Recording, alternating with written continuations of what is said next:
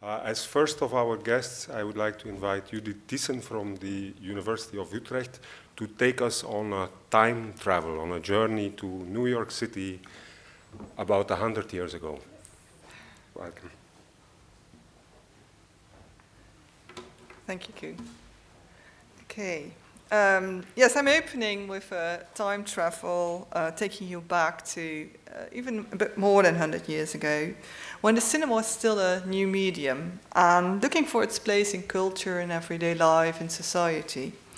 And I will take you to New York City because that's where most of my research deals with, although I'm from the Netherlands.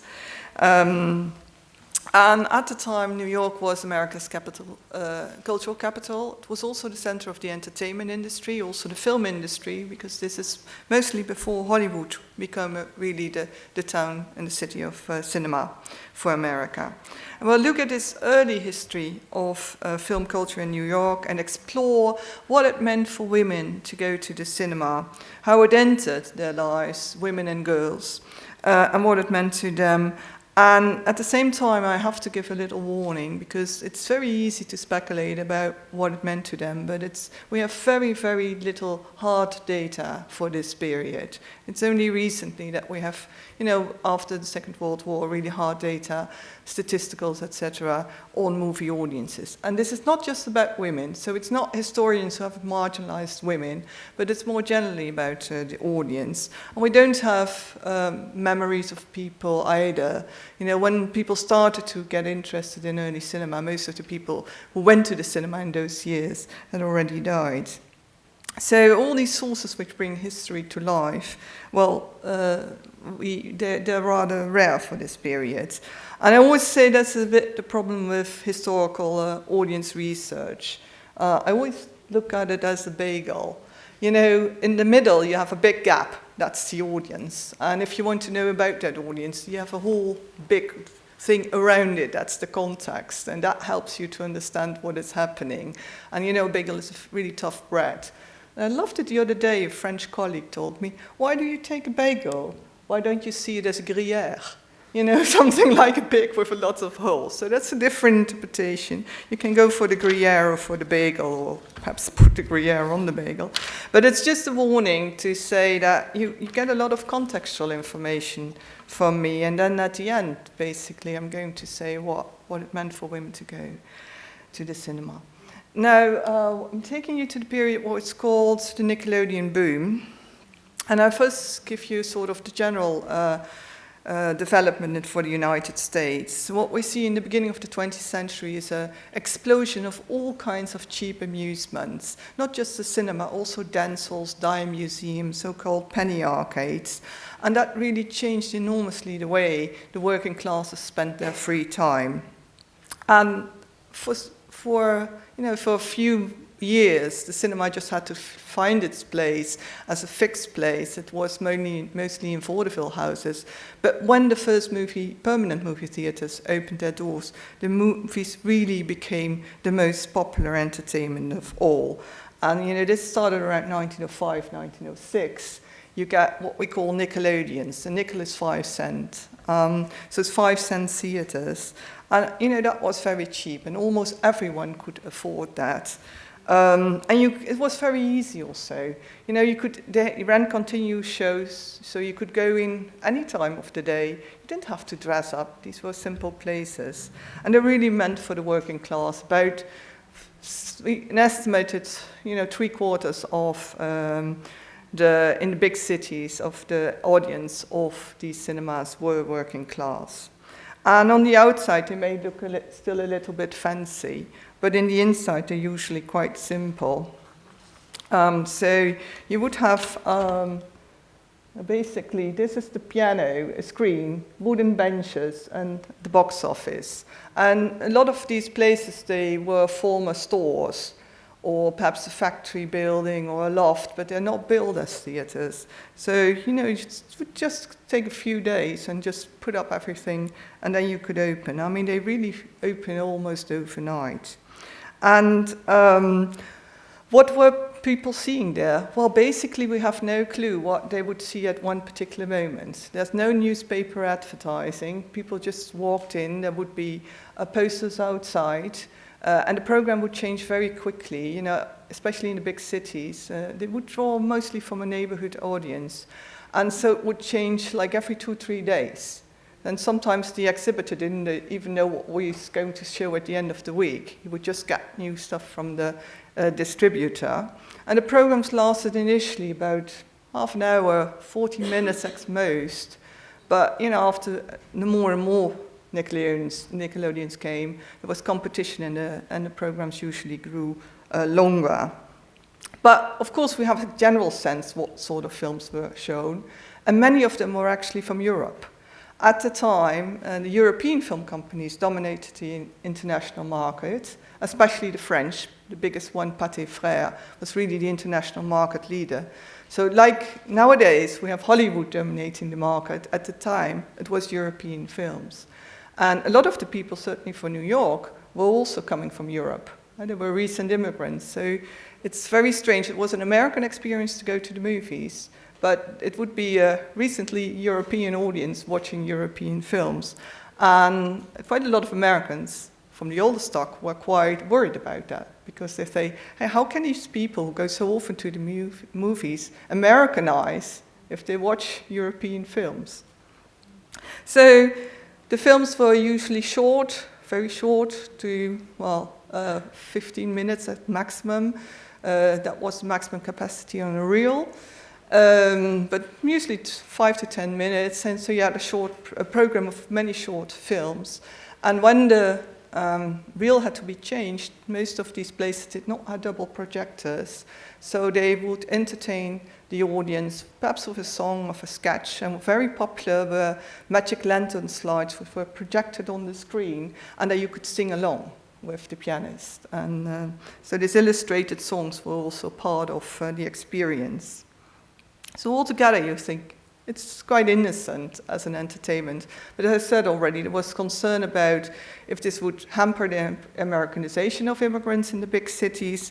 And at the same time also, well, a lot of people were concerned about sort of moral influence this would have, especially on children, but also on women, girls more generally. You know, they're always sort of together, you know, because women are not supposed to think for themselves, children are not, and immigrants are not either. So the general concern is never about men. It's always about women, children, and immigrants in the public discourse. There was real concern in the sense that they were right about public safety, because a lot of these places were improvised. So there were fire hazards, there was poor ventilation, so the sanitary conditions were not very good. So in that sense, they had a right to think, oh, is this good for people? But in terms of the films, I don't think so. But you see quite a lot of moral panic, and the most extreme was about white slavery, about prostitution, about girls being abducted in the theaters. You would be perhaps, you know, poisoned with a needle in the dark and then taken away and then used as a white slave, as prostitute. And that was, you know, we don't have hardly any hard facts, but that was a really big sensation in the press. And of course, the cinema industry also exploited it. This is one of the big blockbusters of 1913, Traffic in Souls. So what's happening in New York at night? You know, all these girls disappearing and becoming white slaves. So it's you know, so there's a difference between reality and what people, you know, the general anxiety. But it did play a role very much in how people thought about the cinema. So one of the big things to do is make sure that women felt reassured that they could go to the cinema. And here again, magic lantern slides, which could be projected in the cinema on the screen, between or before the show. And ladies are invited cordially, please come, you know. Well, and no offensive pictures here. Make sure you will be sure that, you know, everything you can see, you can bring your children, and it's all okay morally. And then, if by anything, you know, the girl would be annoyed by the boy sitting next to her, you could call the management. I'm not sure whether people would do that. But it is the sort of way, what we see, it's a source which we use to see what was happening actually in the audience. And we see a lot of these kind of slides which are, in a certain way, disciplining the people, and especially the men. And these are pretty clear what could be going on. Don't smoke, don't spit, don't use bad language. This is clearly, aimed at working class men. And the second one comes from Kansas City, actually, and it was forbidden, to spit on the floor, on the walls. So there was a legal ordinance. So you can, before the municipality thinks of, the city thinks of, regulating this, it must be a real practice, I think. And also more innocent, please remove your hats. Now, the please remove your hats was for men, but also for women, and especially working class girls love to have these really big hats, copying what the middle and classes and upper classes were wearing, usually with a little more color, etc. And so here we get, there's quite a lot of slides for the ladies to remove them, because they would actually obstruct the view. These were not stadium seating like here, but flat floors. You wouldn't see much when the person before you had a really very big hat. And then you could take your children along, but you also had to make reassure that they behaved. And it was not really the idea to gossip the whole time and talk. So there's all sorts of ways of disciplining the audience. And we also see that in the early movie magazines for the movie fans. They started to come on the market in the early 1910s. And here you have a very long list of all the things you not should do in the theatre at the photo show. That sounds already better than the Nickelodeon. So it's sort of more respectable photo show or photo playhouse. And it's a whole long list of cinema etiquette. So it's a whole time when film exhibitors, the trade press, everyone sought to sort of upgrade the reputation of the cinema. And one other way to do that is to have the place smell nice. You have to think that working class at the time did not have much of facilities at home. They would have a sink in the kitchen, and the whole family was their bathroom also. They would usually share, I'll show you later, a floor plan of an apartment of an immigrant family, share one toilet with 4 families. So you can imagine that, and people were wearing a lot of wool, and if it gets wet, if you have the whole cinema going, you didn't have a place to put your coats. You can sort of smell, the thing. And what they then would do is spray the whole place. And I listed, I did a little research project on it, on these products, and these are all the sort of smells I discovered. And you have to think when this theatre would smell like cinnamon, the whole performance, or like carnation, also very strong smell. And I love the crazy ones, like foin nouveau, new hay, fresh hay, so.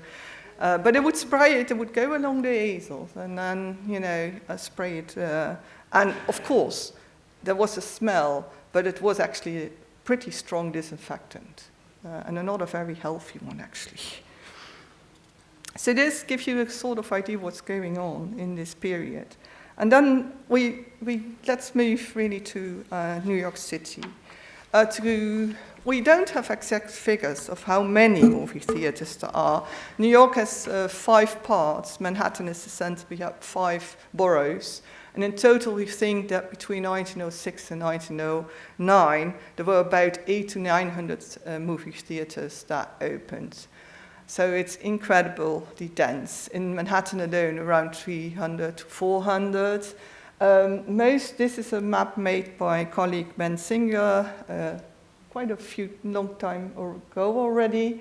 And what makes clear is to look at the map is to see the concentration. Where are these theaters? And we see basically a double pattern. On the one hand, we'll find them in the traditional zones of entertainment, so where the vaudeville theaters had been, were actually, and other forms of well, more or less respected middle-class entertainment. Also, so basically, until here it's basically sort of the border between really middle-class things, and here it goes really to working class. This is the Bowery. It's pretty notorious, actually, the theaters who are there. They have what we call 5 and 10 cent melodrama, a lot of saloons also, concert saloons where, you know, you had the women in there were mostly prostitutes. So even a respectable, no respectable middle-class woman would go venture there, but even working class women would not go there. But once the Nickelodeons come, then it's a different thing. So you see, this is a traditional, and then we have very big concentrations here, here, and here, and these are residential areas, and that's where the immigrants live. Greenwich Village Italian, this is the biggest Jewish ghetto, as it was called at the time, Jewish neighborhood, and here it's a mix of Italian and Jewish immigrants. Italians, especially from southern Italy, and Eastern European Jews were the 2 big waves of migration in this time. And it's enormous. We have to think that New York City at that time, more than half of the population was either born abroad or their parents were. And a quarter of the population was Jewish. So 1 out of 4 New Yorkers in this time is Jewish, and that goes actually up in the 1920s to 1/3 of the population. So there's really a considerable audience. So before we move to, there we go too fast. We will move to the Lower East Side, which is the area I did my research on. But I first want to go to the Union Square, Herald Square area. And that was very much middle class and upper middle class shopping and entertainment district. We call it Ladies' Miles. It's a really enormous density, especially along 6th Avenue, of department stores, other stores where people would buy their, you know, furniture, their clothes, etc. And department stores only come up in the late 19th century. And here a photo of one of the big ones, which has now disappeared, Siegel Cooper. But you see, it's a whole block, and it's not just a department store. It's also a place where you would meet up with your friends if you were middle class, to have lunch, very fancy lunch rooms, etc. And this is one of the main things middle class women could do during the day, but they were not allowed to work. So they must have, I mean, that may seem very nice, but, you know, to fill your time, they wouldn't, you know, they would have people at home to clean the house, to cook, etc. So I think they must be bored most of the time. Today I cannot imagine, you know, always have, you know, and shopping was what they were allowed to do, also on their own. Yeah? So during daytime they could, shop till you drop, basically, but at least till you weren't bored anymore. But this was the sort of space where they could, you know, venture alone without being accompanied. So in the same area, you also have a lot of theaters. And here it's nice, it's the Macy's. And here you see, this is on the outside, you have had publicity for the Hyperdrome, which is upstairs in the Times Square Broadway district. And also nearby for actually what's called an electric show. So that's moving pictures by Edison. So even, you know, these things are really very much linked to each other. There's this one sort of leisure culture, shopping and entertainment. And most of the shopping is done in the area. And then, you know, well, you would go for a matinee show to one of the high class, as they were called at the time, vaudeville theaters. And they could also be called music halls. You could see films there, but they would not be just films. It would be part of a mixed program with all sorts of short live entertainment, ranging from, you know, acrobats to opera arias and so on. And here is one of the most famous ones for film historians, Costa and Biles, because this is where, in America, for the first time, the cinema was demonstrated to the larger public with the Vitaskop of Edison. And we have that for Europe with the Lumière seances in Paris. And this is sort of the American equivalent. One of the first, in this first program, and people were very excited about that, was a little film about a kiss. That was already risky a little bit, seeing a kiss on the screen. And of course, it was big, So these are very nice places, very fancy places, where middle-class women could just go. Usually, I think they wouldn't go very much on their own, but with friends during daytime. At night, you wouldn't go there alone or just with women. You would go accompanied by your husband or a male friend. So that's a bit different what is happening in daytime and at night. Middle-class women would not go to a Nickelodeon. You wouldn't want to be seen there. Men did. They would sneak in and discover this exciting working-class world. But women wouldn't. You wouldn't risk your reputation going there. At the same time, while this, we think, we don't have hard figures, that the audience is mostly middle class. There's no reason not to believe that working class girls who could afford it, the cheapest seats, would not venture in there. The more ambitious immigrant girls may go there and dress up nicely and go there for at least a matinee show or even at night. Probably also, again, not alone, but 2 or 3 of them, and are venturing in there. So there's upward mobility on that side, people who are wanting to become more part of mainstream America. They did see themselves, these working class girls, what I love the term, ladies of labor. They're mostly women working in the garment industry. New York was really very important as in the clothing industry, so it's mass-produced clothes which they made for themselves, but also for the middle classes, depending on the sort of factory you're working in. And this was really incredibly big at home in New York. And they were really dressed quite well. And here these are women who are on strike, picketing. That's basically walking around in the street before the factory that was hit by a strike to prevent, to make sure that no one would enter the building. And you see them really proud, and they're pretty well dressed. And so this kind of girls has the means, but also the clothes to go into these places. And in a way, you could, at first sight, not always see the difference between the people, the rich people, women shopping, and these are the sales people from the department stores going out. And, and there was, because of the mass production of clothes, all of a sudden, a blurring of the boundaries between the classes. And in the end, the cinema is part of that same development, because it's also industrialized entertainment.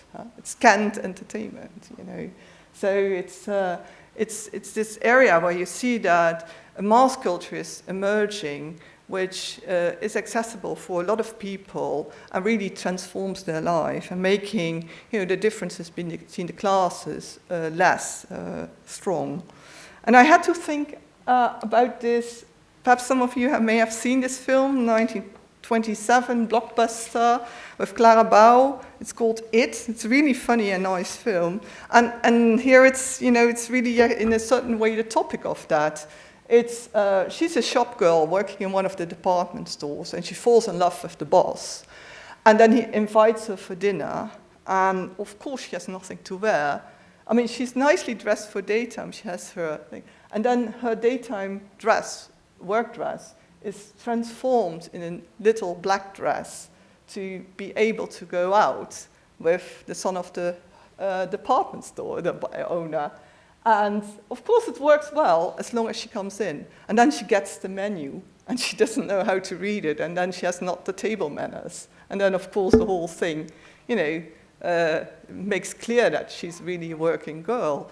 And in the film later on, she takes her lover, her really upper-class lover, to a working-class entertainment park, and they have much more fun than that evening out. And I think, the figure of Clara Bauer, the salesperson she plays, would have been far much more at ease in a Nickelodeon than in one of these fancy theaters. So you may venture in, but you would not probably feel totally at home.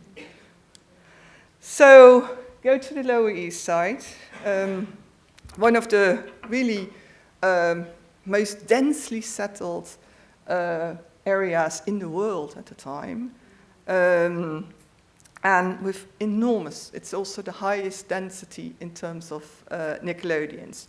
It's about 2 square kilometers. Nowadays it's a very hip area. And there were about 500,000 people living there. And here's the idea of the entertainment there. So you have, sometimes, 4 or 5 Nickelodeons on the block, but you also have big Yiddish theaters with a total seating capacity, the 3 of them, of 10,000 seats. You also have vaudeville houses showing a mix of movies and live entertainment. And then you still had also English language theaters on the Bowery. This is the traditional working class strip of entertainment. So, there's entertainment around everywhere. And I didn't map the dance halls. If I would, that we would not have another 20 to 25 dance halls also. So, people really went out sort of all the time. And we're going to zoom in on that area and really in the heart. And you had 4 Nickelodeons there. It's the 4 blocks together of what is called the corner of Rivington and Essex Street. It's 4 football fields. And it's 10,000 people living in that area. So, it's incredibly densely settled. And they would live in what we call tenements, which are mostly built in the late 19th century by real estate speculators. And here you have the floor plan. And so this is one apartment with only daylight here, and then the small kitchen, and then 2 bedrooms. And in total, this is 30 square meters. And here you have the toilets for the 4 apartments. So you can imagine that, and people, there's a lot of poverty, of course, here. Sometimes it's also quite nicely decorated. Depends how people, what was a good season, whether it was a lot of work or not enough work. So that you see that life was very precarious. And a lot of people also, we see what we call sweatshop, home sweatshop, would bring in work at home during the daytime or even in the evening to have extra source of income. So, it's very crowded. Usually there's 6 to 7 people living in these apartments on average, but it would be also larger families.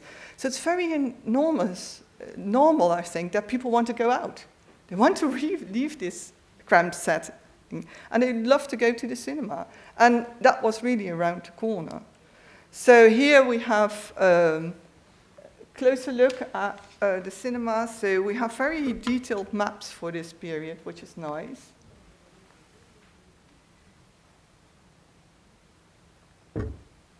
They're actually fire maps. And for the fire insurance. Look here outside, the baby carriages.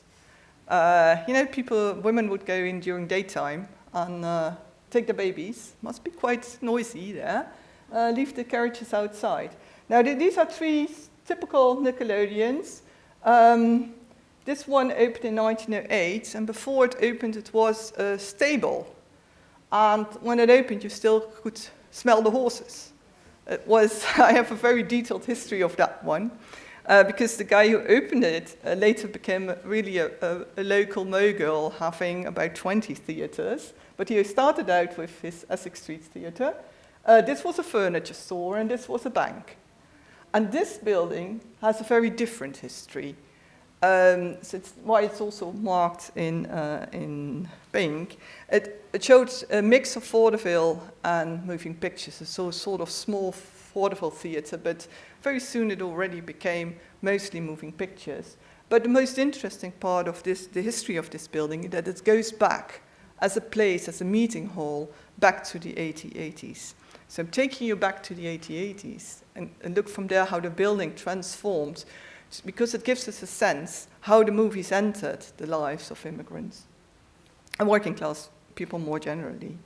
So in the 1880s, 1890s, this building, on the ground floor, you had a main hall, which was rented out to, for all sorts of different occasions, meetings, sometimes weddings, mass strikes, for example. When there were big strikes, it would be the headquarters of the strikes. There would be lectures. There would be balls. Once in a while, especially in the winter, all sorts of immigrant associations would organize a ball. So it's not public balls, and the profits would go to the immigrant organizations. So it's semi-public, you could say. Everyone could, via friends and so on, buy tickets, but at the same time, it's not like you just go up there and buy a ticket. And on the other floors, there would be small rooms. Part of them would be used as synagogue, and the other is by immigrant clubs for their weekly meetings, and also by unions. Special parts of the union would just meet every week, etc. So it's a very multifunctional building. And in the basement, there is a saloon. So that always goes hand in hand most of the time, meeting halls and saloons. And if you would drink enough, you may have the room for free. Now, this was a problem, actually. That was normally the traditional way of sort of the unions to organize themselves. They would have to drink enough beer and they didn't have to pay for the room, except that Jewish immigrants did not drink enough. And so they had to start paying fees for renting the rooms because they did not drink enough beer. The Germans complained about this. German socialists didn't like that. They say, we have to support constantly the Jewish immigrant labor movement because they don't drink enough beer. But the fact that there's a saloon also made it into a very place where women would not venture there. And so, except for the weddings and the balls, most of this building was the domain of men during most of the year and most of the day and evening. So this is not places where women would be regularly. And we can see it because there were only urinals. There were no places to go to the toilet for women. In 1900, this changed. It becomes a dance academy where in the weekday you could learn how to dance, weekday evenings. And I think young women might go there on their own. It was not too late at night. And in the weekend, there would be commercial dances. And then again, I think they would, rather go with a couple of girls or with their boyfriend or another person, a man who had invited them. So it's already then transforming into a space where women enter more frequently, the main floor. And then it really gets a big renovation in 1904. And then you really see for the first time ladies' restrooms built into the building. So it's the first time. Before that, there were no restrooms for the ladies. And the first floor is turned in a little balcony. And initially, for the dance hall, so you could sit here upstairs and then watch the people dancing. And a year later, it's turned into a vaudeville house. And then, of course, here there will be seats, and there will be seats, and people would watch the show. Initially, there were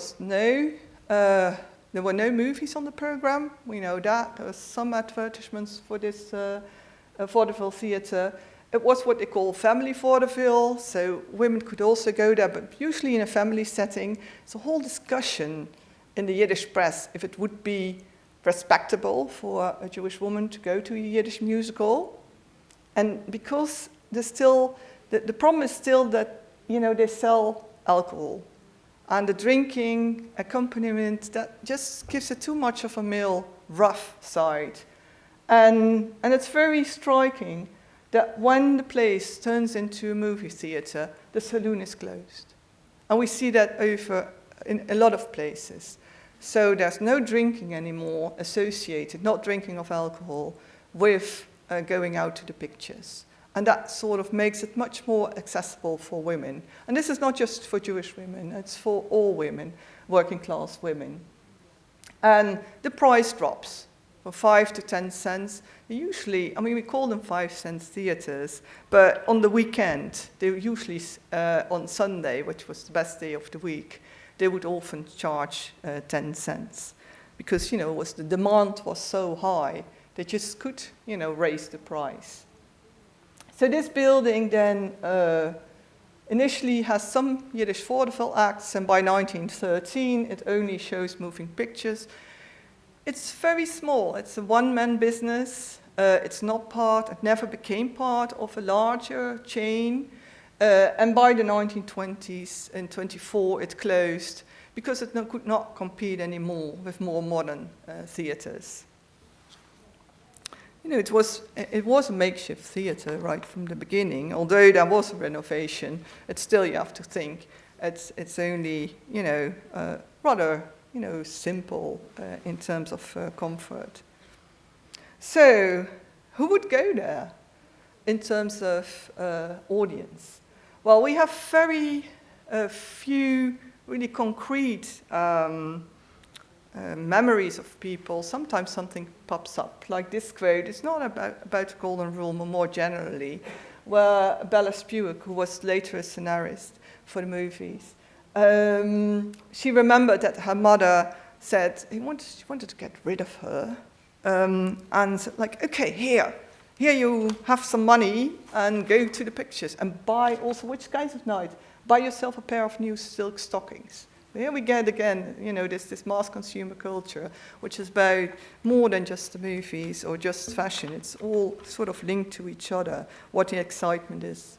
And she could go on her own, and she's when she's writing in the period, she's still around 10 years old. So she could go with her girlfriend to the nickel show. In general, what we get as a sense is that women of all ages could go, young and old. During daytime, there would be a lot of housewives. Just if they had a little spare time, they would go there, either with their babies or alone, talking a bit, with neighbors. And people came usually from a very nearby. And it was easy because there were a lot of these theaters.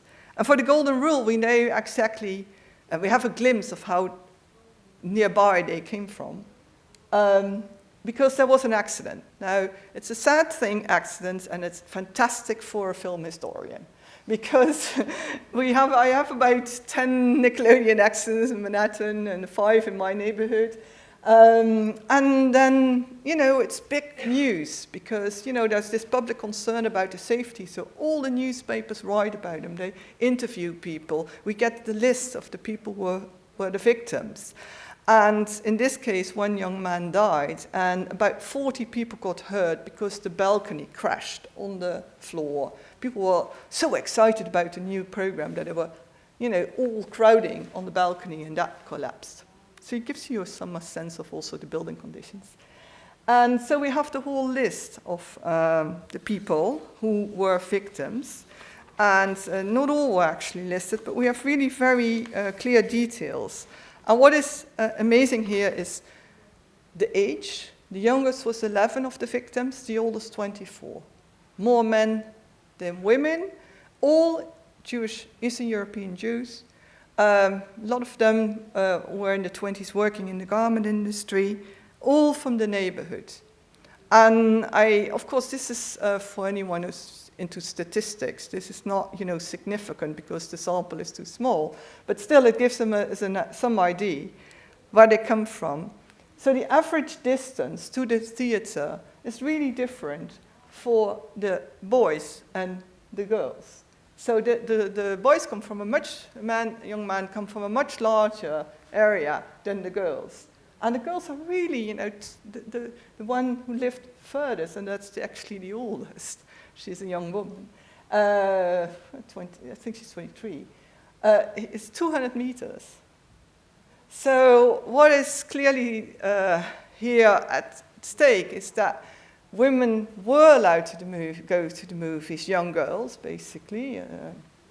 But, close to home. where their parents would probably expect that there would be relatives or neighbors also in the auditorium who would just keep an eye on them.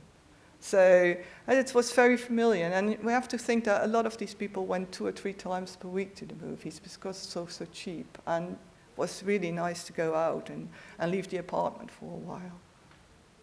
So there we see that there are gender differences, and women, although they were allowed to go, they may not venture in too far out of the circle of the neighborhood, or actually really immediately the street where they lived. So what did it mean to them? I mean, this is, of course, one of the big questions. This is an illustration of an article about movie-going in this area, but written by a middle-class woman. And, well, her main thing is that she says, well, the main function is escapism. You know, they just can forget everything. And I think that we often tend to overlook that, but I think that was an important factor. And it's also simply fun. And that's the fun side is something film historians often forget. It was just fun to go out.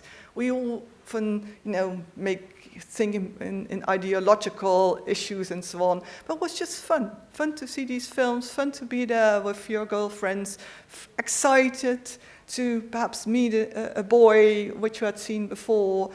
Perhaps already it was your boyfriend, and then you were in the dark, and you had some privacy together. So that sense, I think it's very important.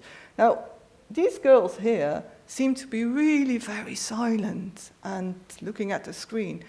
I don't think that was very much the case most of the time, because, you know, there's a lot of noise there. People were gossiping. There we have quite a lot of accounts. There were the mothers with the babies. There was the vaudeville entertainment. There were the sing-alongs. People were eating. You know, you would outside. You know, you could buy foodstuff and bring it in. But inside there were peddlers with ice creams and sweets and so on and sodas. So you know, there was all sorts of food. Not popcorn yet. That's much later. Not much later, but a bit later. But so it was more. It's much more convivial than. This is more an image for a later period in a certain way, where you will just like very much absorbed by what is on the screen. And the films are also not the sort of films where you have a high degree of absorption. And then I also think it was something about empowerment. And this is sort of weird collage perhaps, but I was thinking about this. I mean, first of all, of course, especially from the early teens on, when you get stars, and you could identify with them, and they become role models. But I was looking for material, and it came up to me about the garment industry. There was, in 1911, an enormous big fire in a shirtwaist factory, and about 120 young girls died. And most of them had to jump out, because the fire exits were blocked. It's still remembered today. It was incredibly tragic. And it's also, you know, after that there were luckily new regulations, and it was also a huge court case. So enormous attention in the press. But also, I mean, a lot of people knew someone, you know, but either Italian or Jewish immigrant girls. That's 1911. And then I saw this publicity for a serial, The Perils of Pauline, which is a very tough girl heroine who has all sorts of inventions. And it's 1914, 1915 that the series runs on the Lower East Side in the Nickelodeons. And I love this, because here she jumps out of the window, and nothing happens, of course. She survives.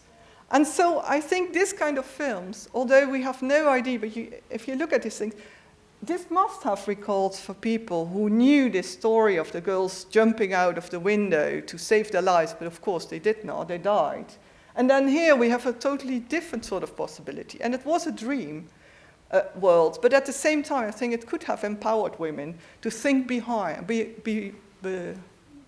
beyond their own conditions. And if we see what Hollywood film is doing in, the later period, that's very much that, promising a different sort of life, a better sort of life for all Americans. And we have to think most of the Hollywood producers were Jewish. So they came from that same background, from, raising out of poverty into, mainstream or middle-class America, or even really to become rich people, but not necessarily that as an aim, but at least, having, participating in what we call the wonders of America, which is, a good life for everyone. So at the end of the Nickelodeon era, and I'm going to wrap up here, you already see that the nickel shows are outdated. I love this. Here the girl just says to the boy, "Oh no, not a nickel show. You're not going to take me to the nickel show. I want something better." And by then it's actually, according to, this is a sheet music. It's a song. And so we clearly see that people want something better, and most of the Nickelodeons also disappear. And on the Lower East Side, you would see also modern purpose-built movie theaters, mostly 600 seats, with a modern comfort. This one is Sunshine Theatre, which opened in 1917, with a huge, big advertisement for the opening in the Yiddish newspapers. And here it's a picture of it from the early sound period. And actually, this one has been transformed into an art house 15 years ago. Beautiful art house. And it's now being destroyed because they want to build an office building in the same site. And it's really a pity, because this is one of the last sort of neighborhood theaters which survived with a very long gap. Where there was nothing, it was a warehouse, but then it was becoming a cinema again. But this kind of neighborhood theaters, you had quite a lot of them, not as many as the Nickelodeons, but still a lot. And if you were really lucky and you had more money, or really thought like, I'm going to treat myself to something, you would go uptown. You would go to the Roxy Theatre, for example. This is the most extreme thing. This is like a palace, but really a palace with gold and mirrors and fantastic facilities for women. Special rooms where you could, have a chat with your girlfriend and drink something. And so this is the experience which, sort of opens up all possibilities. And what I think, why I wanted to finish with this, is that we have to think, we always think about what do the films mean to these people. But most of the time in this period, in a certain way, you have to see what does the going to the theatre means to them. And who summarized that quite well is Marcus Lowe, is the owner of the largest movie theatre chain in New York City in the 1920s. And he is one of the big movie moguls. And he said, we sell tickets to theatres, not to movies. It's the experience of the cinema, which was really, for many of these working girls, the eye-opener. On the one hand, during the Nickelodeon era, the conviviality, the fact that you could go there in such a place on your own, and later also, dreaming about luxury and being in that luxury and actually participating in the middle-class experience. Okay, thank you.